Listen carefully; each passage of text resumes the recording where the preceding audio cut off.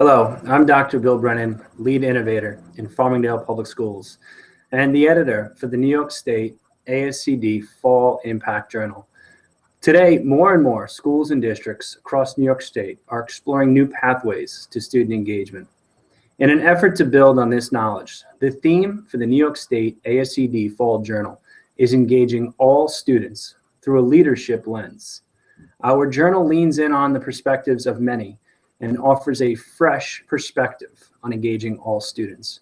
I'm joined by Dr. Shira Leibowitz, National Director of Projects and Strategic Initiatives in Independent School Networks.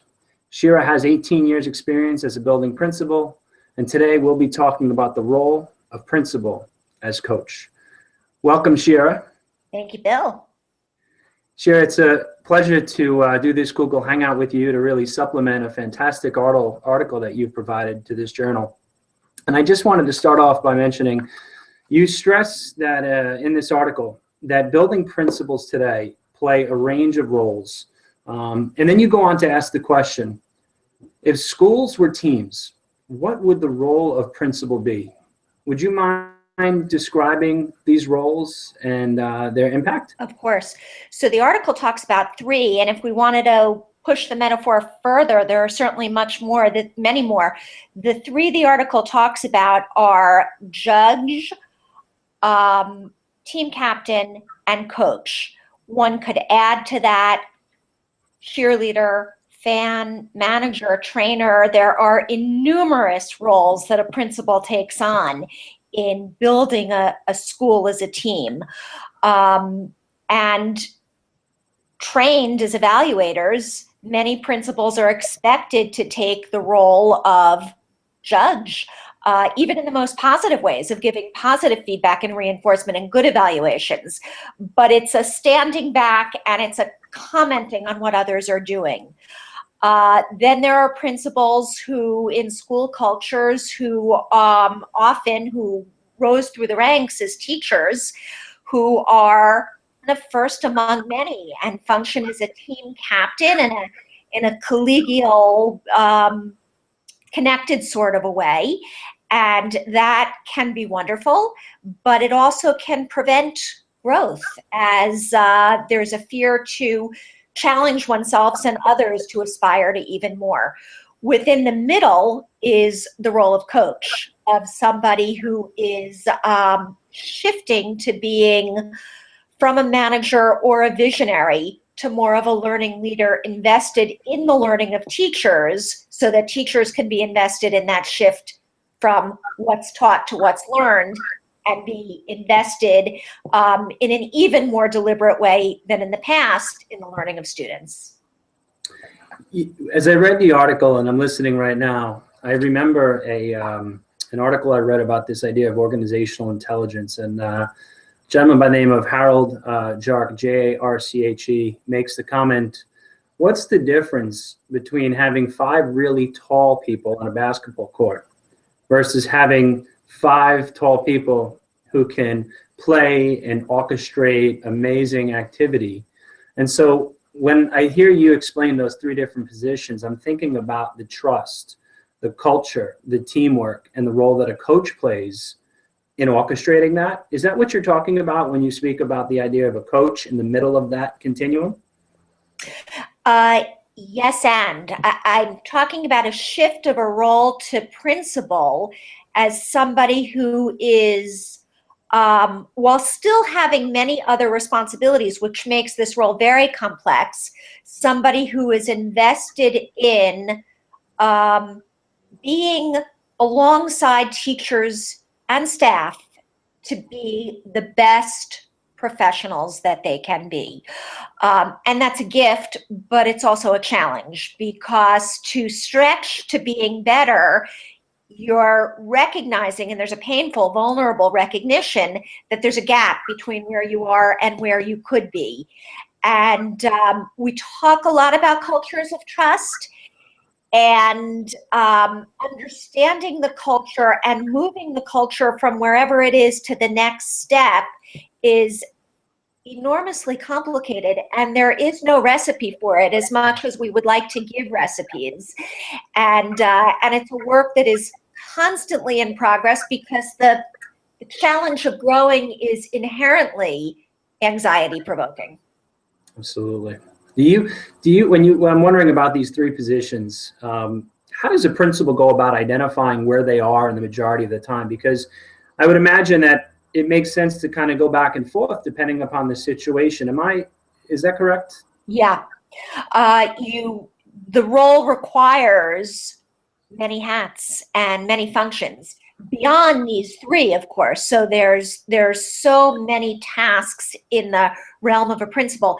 How do you go about figuring it out? I don't think that there's yet been a lot of conversation in the field about the role of principal and what are thoughtful, reflective ways that principals can craft this role as learning leaders. So principals are, I think, very much on their own, trying to band together with whatever thought partners they can find to craft positions anew. Can I also say, in your article, you mentioned a MetLife survey from 2013 that reported 3/4 of principals revealed that the job is really too complex at times, and that principals feel as if they're operating in silos at times. I'm wondering, I know there's been some changes in the way that we can use technology to kind of get off the silo and into connected communities, but I'm also wondering, what are districts doing to bring about this awareness to principals today in order to create a culture of reflection and learning for the evolving role of the principal? It's interesting. I think that your question stretches me to linger in the question before giving an answer. I think that districts have been really striving to keep their heads above water and help principals with all of the many technical and educational and leadership tasks that need to be done in a really fast-moving environment and quickly changing world, and have not, I don't think yet, taken the deep breaths, stepped back and said, let's pause and let's think about this reflective practice in perhaps a kind of Parker Palmer sense of the word, of going back to who is the person who teaches and who leads, and how do we go to that place of personhood, I think is vital. And I think that we have not been in that place for quite a while. And I think it's an important exploration for districts and for principals and educators. Speaking of exploration, I love how you just framed that. In the context of today's, role of a principal with so many priorities, competing agendas, the day-to-day stuff that more or less can suck you in, you make some recommendations for how principals can kind of deepen their awareness, if you will, as to what their role is. And I think one of the first phases you talk about is getting out of the office. What are the 3 steps that you speak about so that principals can kind of make their way into the continuum of coach? Yeah, I talk about 3, and then there's one preceding that I think is maybe the hardest. But the 3 are getting out of your office and viewing the spaces where learning really happens as the spaces of potential to make the most profound impact. Focusing on the learning of teachers and really viewing oneself as a facilitator of teachers' own discovery and exploration and learning in all kinds of ways. Not focusing on the teaching the principal did, which I think is a shift, but focusing on the learning that teachers can do. And that's a paradigm shift for leaders, I believe.